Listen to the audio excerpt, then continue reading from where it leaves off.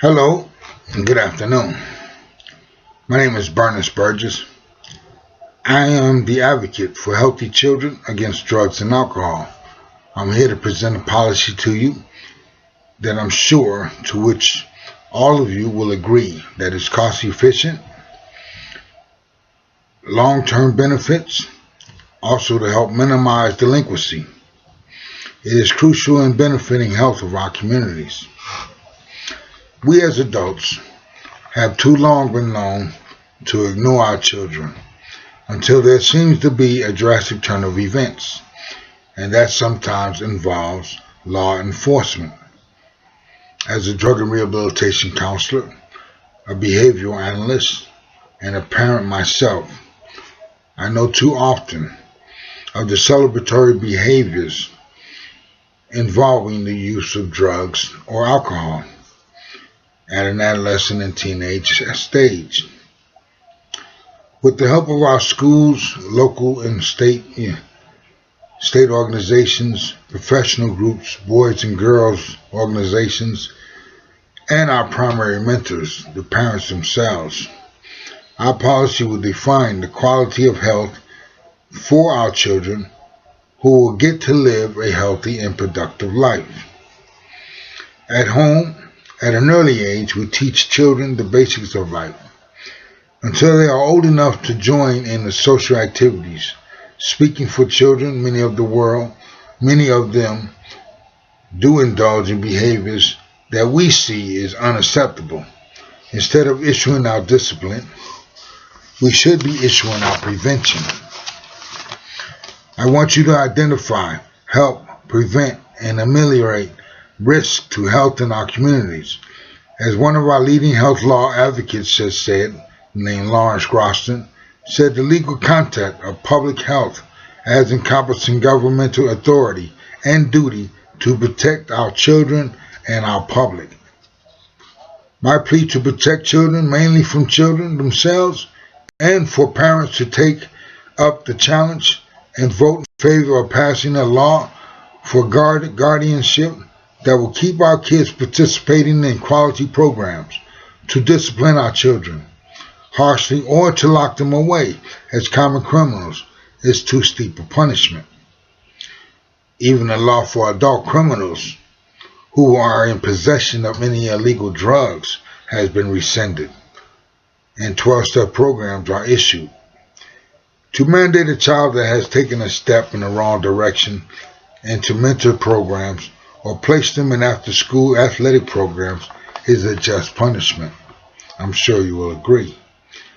Several good things will come out of that.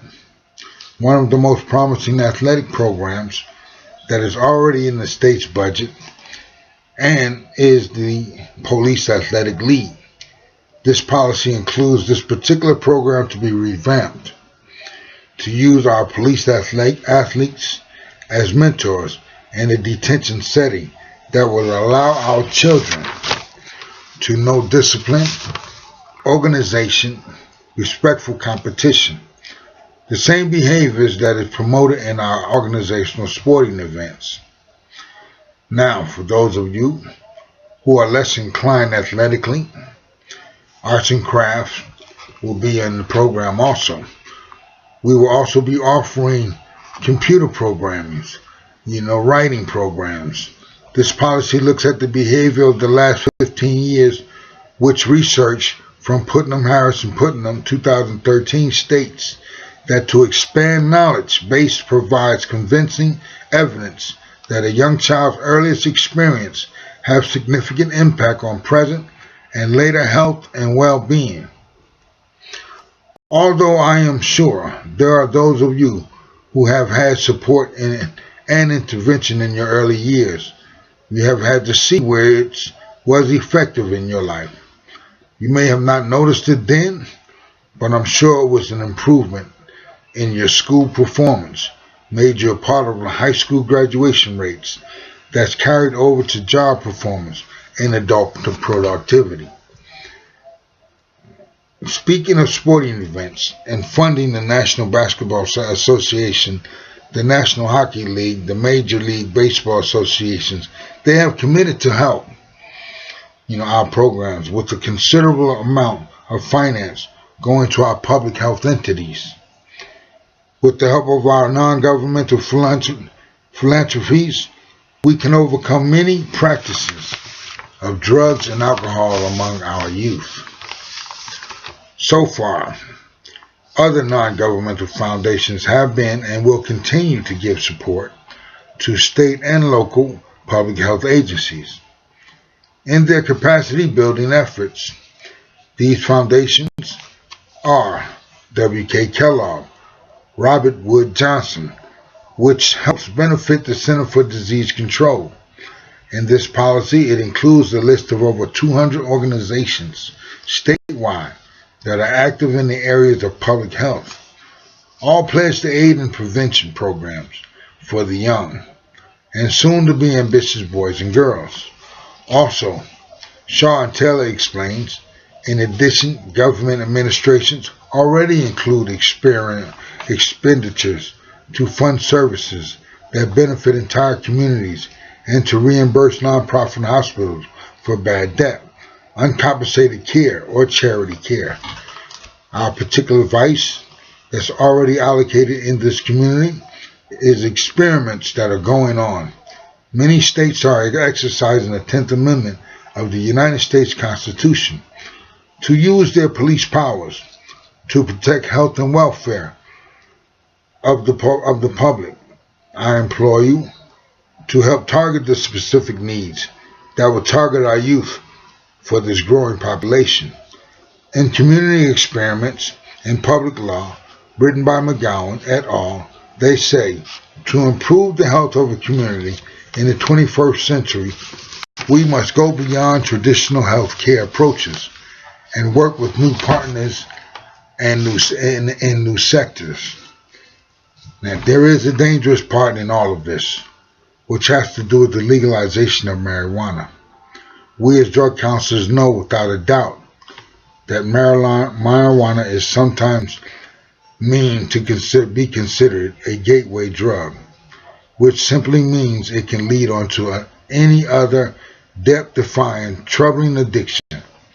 Alcohol is namely the first and the easiest to get, because some parents may store alcohol in unlocked cabinets. This is why I look to you, the responsible voters, to find just cause in this particular policy, to assist in building the culture of health in our community. The Robert Wood Johnson Foundation honors communities addressing health by focusing not solely on health care access and quality, but the wider environment, including transforming neighborhoods, schools, and businesses, and addressing inequalities. I speak to you as a parent, and as a parent, I want to be clear. I live in these neighborhoods. I have raised 2 daughters, and I have a granddaughter on the way. And I know my future, could be surely over before my granddaughter becomes an adult. But I want you to employ this policy, to look at the rights and the wrongs in this policy. See that you can help benefit a just cause, to where drugs and alcohol doesn't become a part of anything. Already there are laws conducting cigarette smoke. It is putting that out of the buildings. It is keeping cigarette smoke in the streets. It is stopping, and it is understanding that it's creating a disease, and it's cancerous. Alcohol and drugs are the same way. They are cancerous. They are tearing a hole in our communities today. We as parents must stand up and fight. Vote for what's right. Work for our children. Look at our inner life and see to it that we as adults can change and help our children change. It may not be overnight, but so too, it will work. All you have to do is stand up and vote for this particular policy. Remember that children against drugs and alcohol. A lot of times they can't speak for themselves. So we have to be the voice for them. Thank you for letting me be a part of this program.